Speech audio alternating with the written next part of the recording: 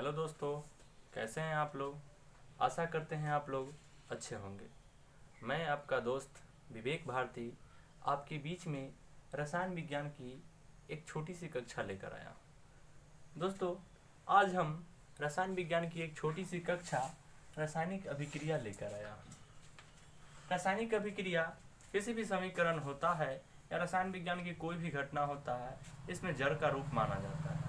तो हम आज पहले देखेंगे कि रासायनिक अभिक्रिया होते क्या है। तो दोस्तों, जब भी कोई पदार्थ अकेले या किसी अन्य पदार्थ के साथ संयोग करके एक भिन्न गुण वाले पदार्थ का निर्माण करती है, उसे हम रासायनिक अभिक्रिया कहते हैं।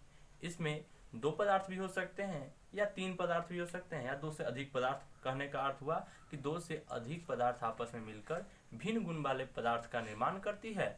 इस क्रिया को हम रासायनिक अभिक्रिया कहते हैं। चलिए हम इसे देखते हैं उदाहरण के द्वारा।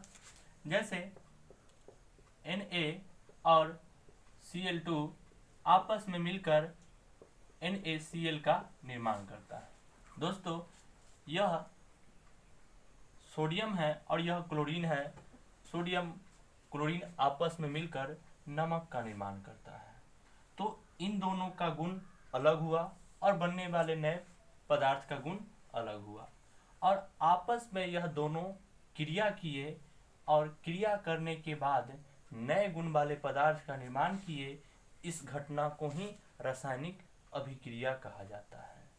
रासायनिक अभिक्रिया में यह ध्यान दिया जाता है कि आखिर रासायनिक अभिक्रिया में जो तत्व भाग लिए उसे हम क्या कहते हैं, और बनने वाले नए पदार्थ को हम क्या कहते हैं। तो जो भी पदार्थ रासायनिक अभिक्रिया में भाग लिए उसे हम अभिकारक कहते हैं, और जो पदार्थ का निर्माण हुआ उसे हम प्रतिफल कहते हैं। इन बातों को हमें ज़्यादा ध्यान रखना चाहिए, क्योंकि परीक्षा में हमारा यह पूछा जाता है कि एक समीकरण दे दिया जाता है और पूछा जाता है कि भाई इसमें बताइए कि प्रतिफल कौन है और अभिकारक कौन है। एक और उदाहरण देखते हैं। जैसे हाइड्रोजन और क्लोरीन आपस में जुड़कर हाइड्रोक्लोरिक अम्ल का निर्माण करते हैं। ठीक है, तो हाइड्रोक्लोरिक अम्ल का निर्माण करते हैं। तो इसमें भी दो पदार्थ आपस में भाग लिया और एक भिन्न गुण वाले नए पदार्थ का निर्माण किया। तो इसे भी हम रासायनिक अभिक्रिया कहते हैं। इस क्रिया को हम रासायनिक अभिक्रिया कहते हैं। और जो भाग लिया पदार्थ, इसे हम क्या कहेंगे, अभिकारक, और इसे हम क्या कहेंगे, प्रतिफल। ठीक है, तो ठीक है, यह हम समीकरण को शुद्ध किए हैं, क्योंकि किसी भी रासायनिक अभिक्रिया में न ही किसी तत्व का नाश होता है और न ही किसी नए तत्व का निर्माण होता है। बस एक रूप से नए रूप में टूट जाते हैं। इसीलिए यह ध्यान देंगे कि समीकरण को शुद्ध करना जरूरी होता है, जो हम अगले वीडियो में आपको बताऊंगा। पहले आज हम लोग रासायनिक अभिक्रिया के बारे में चर्चा करते हैं। कल आप लोगों के बीच में मैं रासायनिक समीकरण का वीडियो लेकर आऊँगा। तो दोस्तों, हम लोग समझ गए कि अभिकारक किसे कहते हैं, प्रतिफल किसे कहते हैं, रासायनिक अभिक्रिया क्या होते हैं। अब हम रासायनिक अभिक्रिया की विशेषता को जानते हैं कि रासायनिक अभिक्रिया के दौरान कौन कौन से घटना घटता है। दोस्तों देखते हैं। तो रासायनिक अभिक्रिया के दौरान हमें 5 बातों का ध्यान रखना आवश्यक होता है। देखिए कि पहला ये हुआ कि रासायनिक अभिक्रिया के दौरान गैस की उत्पत्ति होती है।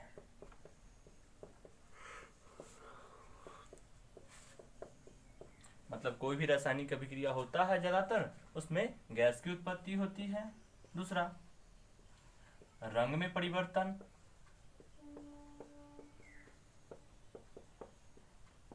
तीसरा, अवस्था में परिवर्तन।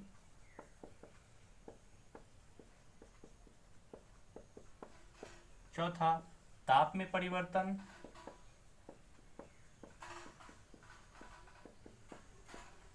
और पांचवा,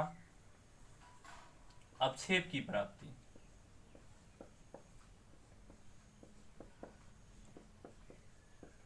हमसे यह पूछा जाएगा कि आखिर बताइए कि रासायनिक अभिक्रिया के दौरान कौन कौन सी घटना घटती है।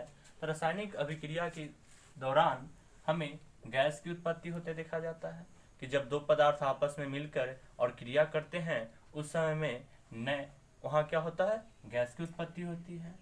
और रंग परिवर्तन, तो रंग परिवर्तन कहने का अर्थ हुआ कि जब भी कोई अभिकारक, जो अभिकारक होते हैं उनका रंग लाल है तो यह जरूर होगा कि दोनों जो भाग ले रहे हैं अभिकारक, दो या दो से अधिक, उनका रंग अलग होगा और बनने वाले प्रतिफल का रंग अलग होगा।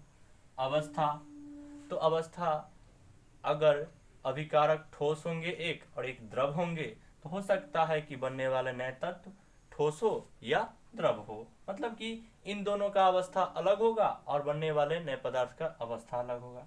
ताप परिवर्तन, तो अभिकारक में अगर दो तत्व है, एक का 10 डिग्री टेम्परेचर है, दूसरा का 12 डिग्री है, और जब यह आपस में जुड़कर नए पदार्थ का निर्माण करेंगे तो वहाँ क्या होगा कि 11 डिग्री टेम्परेचर हो सकता है।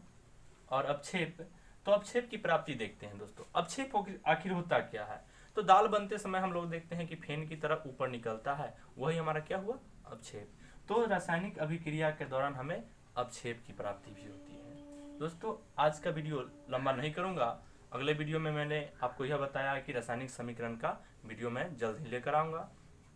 और इस कोरोना जैसे महामारी को देखते हुए मैं आप लोगों को सभी वीडियो समय समय पर लाता रहूँगा और आप लोगों को यह कोशिश करूँगा कि आप लोग का घर बैठे तैयारी हो सके।